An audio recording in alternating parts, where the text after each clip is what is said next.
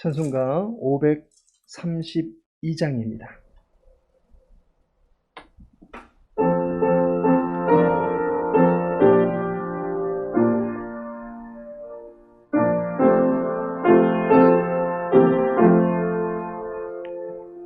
주께로 한 걸음씩 왜 가지 않느냐.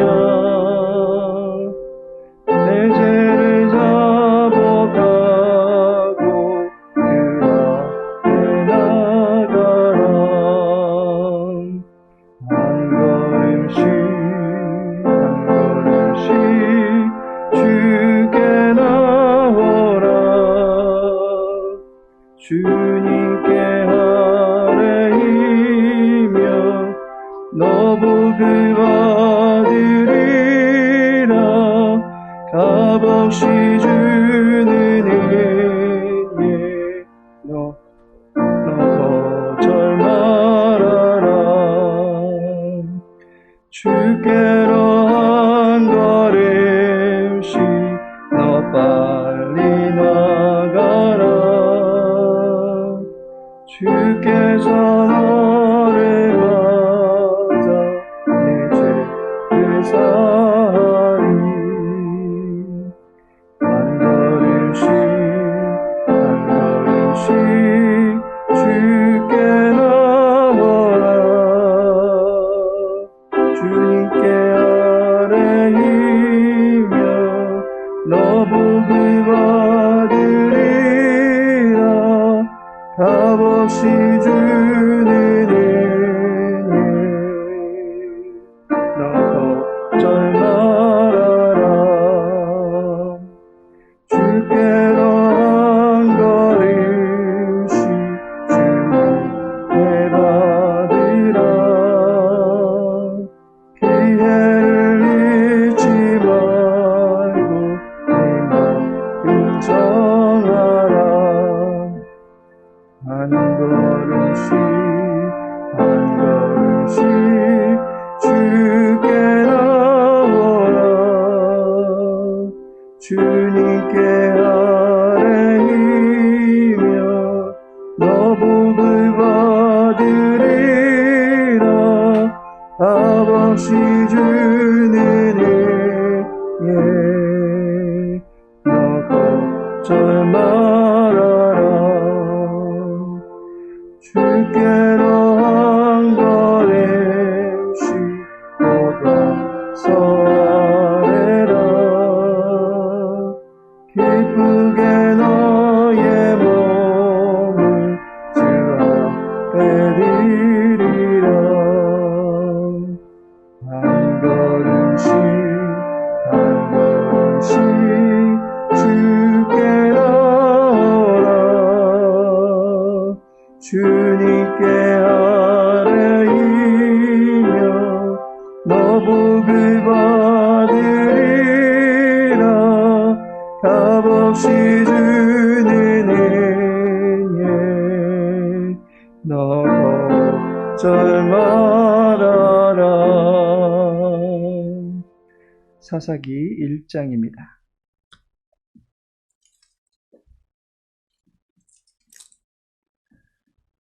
사사기 1장 34절에서 36절까지 말씀입니다.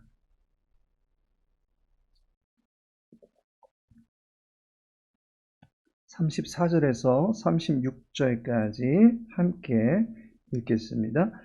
아모리 족속이 단 자손을 산지로 몰아넣고 골짜기에 내려오기를 용납하지 아니하였으며 결심하고 헤레스 산과 아얄론과 사알빔에 거주하였더니 요셉의 가문의 힘이 강성함에 아모리 족속이 마침내는 노역을 하였으며 아모리 족속의 경계는 아그라빔 비탈의 바위부터 위쪽이었더라.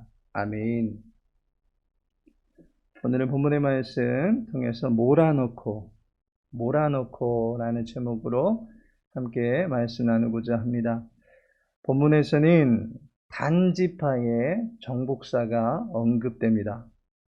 단지파의 정복 결과가 참담하기 그지없습니다.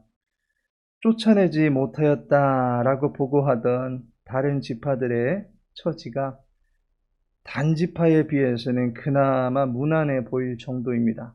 본문 34절을 보니 아모리 족속이 단 자손을 산지로 몰아넣고 골짜기에 내려오기를 용납하지 아니하였으며 라고 말씀합니다.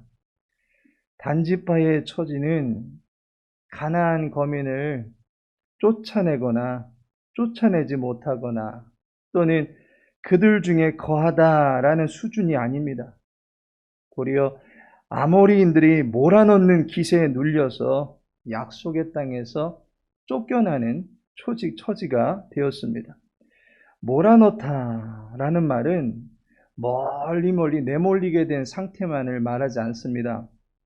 학대를 당한 나머지 내면적인 아픔과 고통, 슬픔에까지 빠져버린 상태를 포함합니다.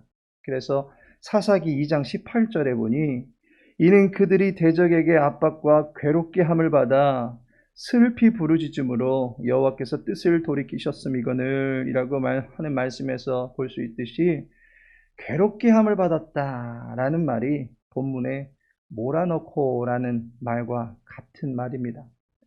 단지파는 아모리인들에게 압박과 괴롭힘을 당하게 된 것입니다. 나가서 제대로 싸우지도 못할 뿐만 아니라 얻어 터지고 질질 짜고 집에 돌아오는 자식의 모습이 연상됩니다. 전쟁입니다. 패배한 자에게는 수치와 굴욕과 아픔과 상처밖에 남지 않습니다. 최근에 전범국이 된 러시아가 우크라이나에 행한 만행을 보시면 알 듯 싶습니다. 러시아 군인들에게 움직이는 모든 것은 적일 뿐입니다. 정복자는 힘의 논리에 의하여 무너뜨린 적의 인격을 유린하고 추행하고 고문하고 살해하면서 그 안에서 희열을 느끼는 것을 보게 됩니다. 하지만 피정복자 또는 정복에 실패한 진역은 학대를 당할 수밖에 없게 됩니다. 힘의 논리가 최고의 법인 이 땅에서 전쟁에 실패한 단 자손은 가나안인들에게 학대를 받는 처지까지 추락하고 말았습니다. 약속의 땅을 기업으로 분배받았으면서도 그 땅의 주권을 행사치 못하고 쫓겨나는 수모를 당하게 되었다라고 하는 것이 1장의 마지막 단락의 내용입니다. 이제 사사기 1장을 마무리하게 됩니다. 1장을 처음 시작할 때에도 말씀드렸다시피 역사서의 서론은 해당 시대에 대한 분위기를 감지할 수 있는 단서를 제공해 줍니다. 여호수아가 죽은 후라고 하는 지도자의 부재에서부터 서막이 열린 사사기는 벌써부터 갈 길이 막막해 보이는 역사의 첫 단추를 채우고 말았습니다. 지도자의 부재는 그들 지파에게 또한 그들 민족에게 굉장히 큰 타격이 되었다라고 하는 것을 보게 됩니다. 결국 우리는 이 역사를 통해서 다음과 같은 두 가지의 교훈을 얻을 수 있게 됩니다. 첫 번째 교훈은 지도자를 찾는 백성이 되어야 된다라는 것입니다. 가나안 거민을 쫓아내지 못하는 이스라엘 지파들에게 신경 쓰다 보니까 어느새 우리의 시야에서 보이지 않게 된 한 대상이 있습니다. 본문의 기자도 그분을 언급할 수가 없었던가 봅니다. 바로 여호와 하나님이란 분이 전혀 등장하지 않고 있습니다. 사사기는 역사서입니다. 역사는 시간의 흐름에 따라서 1년, 2년 하는 연대기적인 그러한 시간의 흐름만을 의미하지 않습니다. 하나님께서 의미 있는 일을 행하시는 카이로스의 역사를 의미합니다. 지금 쫓아내지 못하는 상황에 이어서 쫓겨나는 상황이 됨에도 불구하고 이스라엘 지파의 상황 속에는 여호와 하나님께서 등장하지를 않습니다. 도리어 본문 34절을 보시면 아모리 족속이 단 자손을 산지로 몰아넣고 아모리 족속이라는 말씀에서 보듯이 아모리 족속이 이제 현재 이 상황을 주도해 나가는 주어로서 언급이 되는 것을 보게 됩니다. 이것은 이스라엘 민족이 가나안의 거민을 얼마나 크게 보고 있는지를 보여주는 표현 기법입니다. 적어도 이 앞부분까지는 여호와께서 함께 하시는 이스라엘 지파가 주어의 위치에서 상황을 전개해 나가고 있었습니다. 그런데 단 자손으로 들어서면 단 자손이 어떻게 행했다라고 말하지를 못합니다. 아모리 족속이 단 자손을 어떻게 대했다라는 식으로 언급되고 있습니다. 여호와를 잊어버리니 역사의 주체 사상도 잊어버리는 것입니다.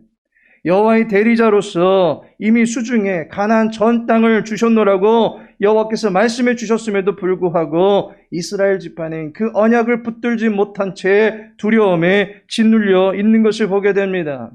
성도의 인생에 말씀을 붙들지 않는다면 무슨 논리로, 무슨 가치관으로, 무슨 생각으로 살아갈 수 있겠습니까? 성도의 주인은 여호와 하나님이십니다. 가나안 땅을 풍요롭게 만들어 놓으시고 당신의 사랑하는 백성들이 누릴 수 있는 공간을 열어 놓으셨습니다. 이제 이 땅에서 여호와 하나님의 함께 하심을 믿으며 살아가면서 왕 같은 제사장 역할을 감당하면 되는 것입니다. 그런데 여호와의 능력보다 가나안 거민들의 머릿수가 더 눈에 들어옵니다. 그들이 가진 철병거가 더 신경 쓰입니다.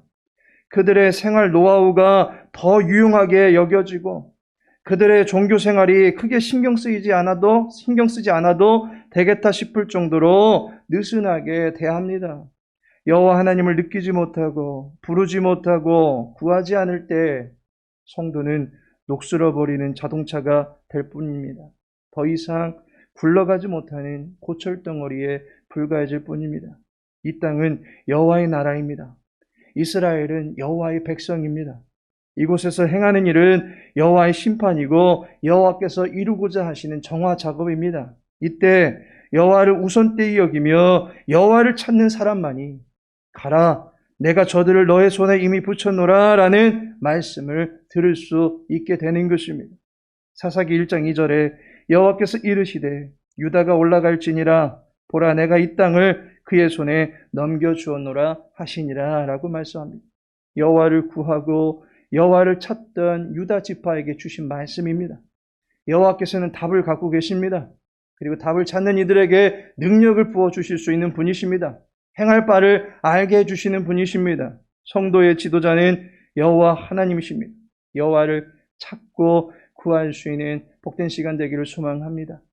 두 번째로는 끝까지 순종하는 종이 되어야 된다라는 교훈을 갖게 됩니다. 순종은 끝까지 하는 것입니다. 요한계시록 2장 10절에 보면 네가 죽도록 충성하라 라고 말씀하고 있습니다. 여호와는 우리의 생명을 부르신 것입니다. 우리의 목숨을 요구하십니다. 우리는 생명 걸고 순종하는 것이 필요합니다. 그런데 오늘 본문 35절을 보면 결심하고 헤레스산과 아얄론과 사알빔에 거주하였더니 요셉의 가문의 힘이 강성함에 아모리 족속이 마침내는 노역을 하였으며 라고 말씀합니다.